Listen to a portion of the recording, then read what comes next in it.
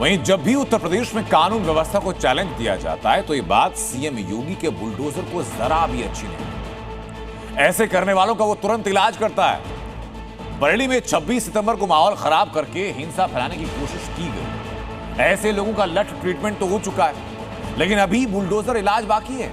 और ऐसे में लोग ही कह रहे हैं कि अब बुलडोजर दौड़ेगा बरेली के बाजार। के लिए हम लोगों ने बुलडोजर बनाया था, इन्हीं के लिए बनाया था।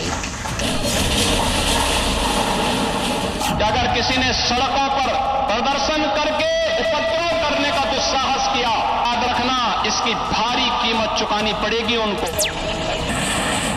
बैरियर को चुन चुन करके वे जिस प्रकार की भाषा को समझते थे उस प्रकार की भाषा से उनको समझा करके उसको उसकी सजा दिलाने का काम भी किया है।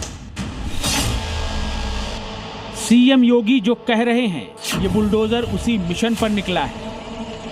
आजकल इसका ठिकाना बरेली बना हुआ है, जहां कट्टरपंथी गैंग ने सूबे का माहौल बिगाड़ने की जुर्रत की थी।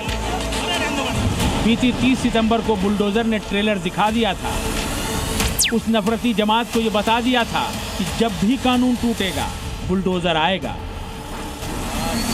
जब भी व्यवस्था को चुनौती मिलेगी बुलडोजर आएगा, जब भी सूबे का माहौल बिगाड़ने की कोशिश होगी बुलडोजर आएगा। बरेली में भड़काऊ मौलाना तौकीर रजा ने यही सारे गुनाह किए। तौकीर तो जेल की हवा खा रहा है। अब उसका सहयोग करने वालों को बुलडोजर सबक सिखाने के लिए आ थमका है। तौकीर का ऐसा ही एक सहयोगी है फरहत खान। 26 सितंबर को हिंसा के बाद फरहत ने पाइक एनक्लेव स्थित अपने 3 मंजिला घर में तौकीर को पनाह दी थी। अब उसके इस घर को सील कर बुलडोजर से जमींदोज करने की तैयारी है। नोटिस दिया जा चुका है, कभी भी बुलडोजर यहां धमक सकता है।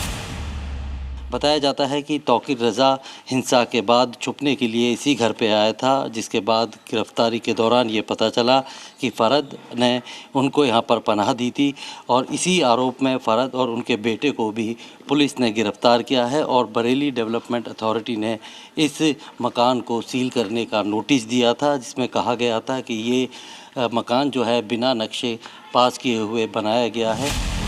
बरेली में 26 सितंबर को हुई हिंसा के बाद से ही योगी सरकार लगातार एक्शन में है। अब तक 82 से भी ज्यादा गिरफ्तारियां हो चुकी हैं। पुलिस ने 10 एफआईआर दर्ज की हैं, जिनमें 180 नामजद और 2500 से भी ज्यादा अज्ञात नाम शामिल हैं। साथ ही हिंसा में शामिल मौलाना तौकीर रजा के करीबियों के अवैध कब्जों पर अब बुलडोजर एक्शन की भी तैयारी हो चुकी है।